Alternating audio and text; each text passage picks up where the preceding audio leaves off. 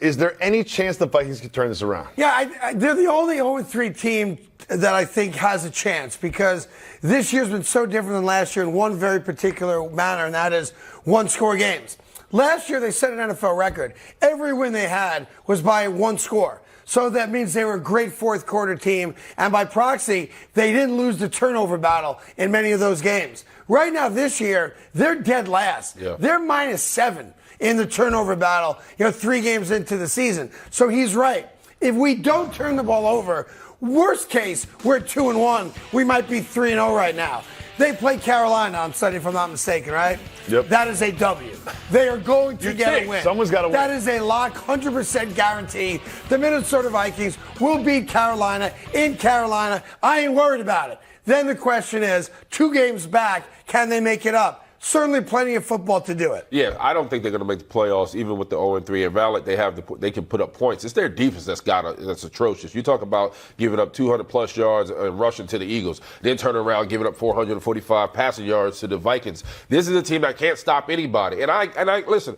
I give Kevin O'Connell credit. He has started threatening players. I will bench you if we don't figure this out. But at the end of the day, you're 0-3 for a reason. Yes. You got to own it. Kirk Cousins is part of that problem, too. If I'm the Vikings, it's time to start selling, man. It's time to start breaking this team up. The trade deadline is still 3 weeks or so away, right? Late October. That being said, as a Jet fan, I hope they lose to the Panthers. I hope they lose every game because then you have to trade Kirk Cousins because you're not bringing him back. He's lame duck contract-wise, and he's not going to be the Viking quarterback next year. Plus, you got to worry about Justin Jefferson's contract. That being said, to answer your question, are the Vikings done? I don't think they're done just yet. Now, you lose to Carolina. They're close. Yeah, it's a wrap. Yeah. If you beat Carolina, you're 1-3, and I know what they'll say in that locker room. You're telling me that we can't beat Green Bay and Detroit straight up and Chicago?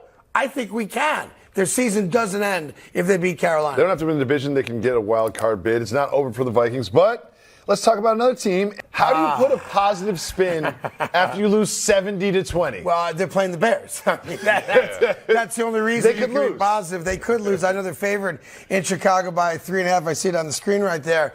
Look, that's like dead man talking to me. It's a wrap to me for Russell Wilson.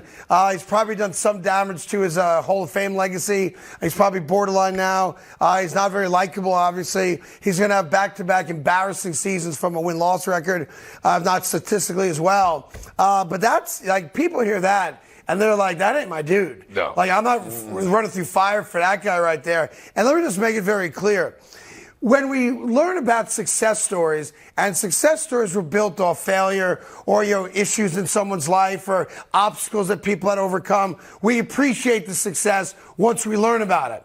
But in the middle of it, nobody wants to go through those bad times. No. We celebrate overcoming bad times once you've accomplished something. Sure. When you're 0-3, the message isn't, this is really good, because nothing good worth having is worth it without a struggle to get it. Said nobody ever, right, who had to struggle in life. Ask anybody or any team that struggled. They wish they didn't have to. Sure. And on top of that, if I'm the Denver Broncos, their bye week coincides with their the trade deadline.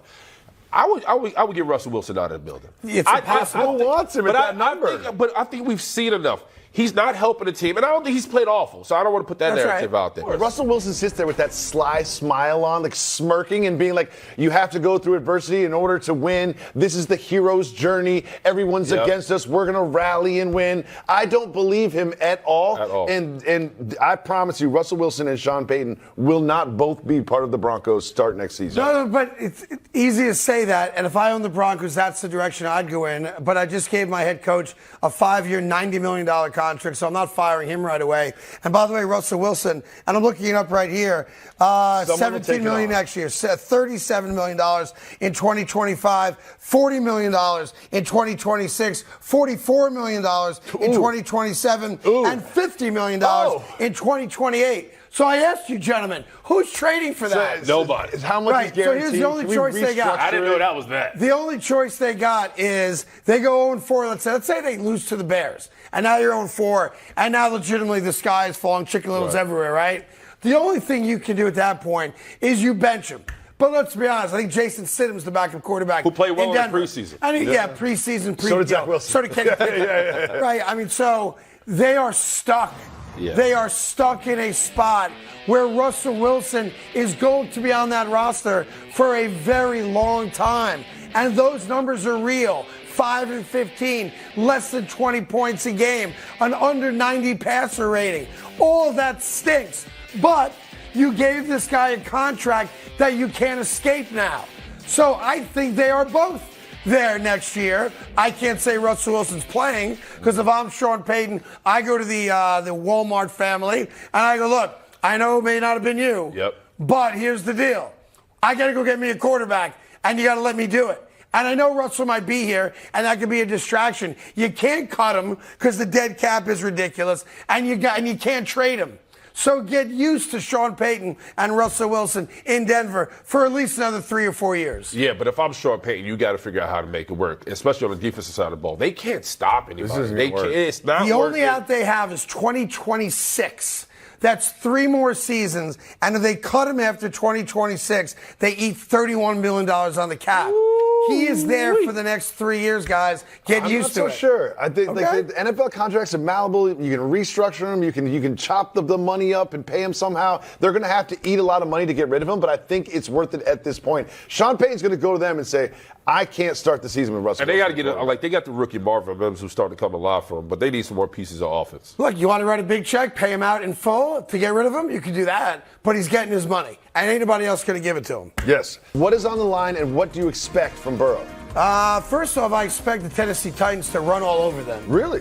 This year. I know Henry was a little upset about his production last week and all that stuff. But I do think Tennessee runs successfully against Cincinnati, which is going to be a problem ball control-wise and opportunities for the Cincinnati offense. I know Bengal fans are mad at me again. Why? God forbid I tell the truth. I know you don't want to hear it. And interesting enough, Bengal fans didn't say a word after 2 weeks of football when they were 0-2. All of a sudden, like cockroaches, you people come out of the woodwork and have a lot to say when you score 19 points and barely win a game last week. That being said, I think Joe Burrow is a walking time bomb.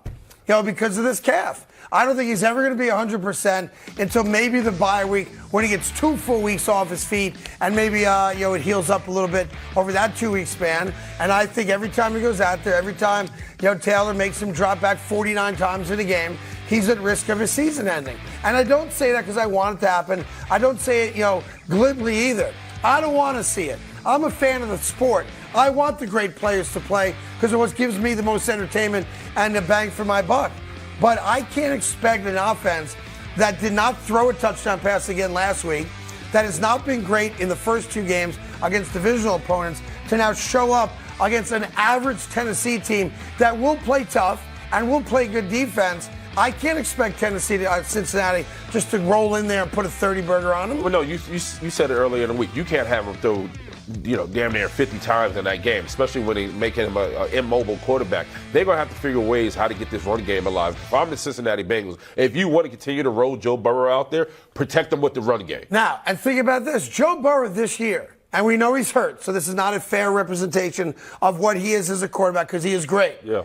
He's completing 55% of his passes. And they're all short. That's because of the calf, too. They're all short. I agree. He can't That's put those... Zach Wilson numbers.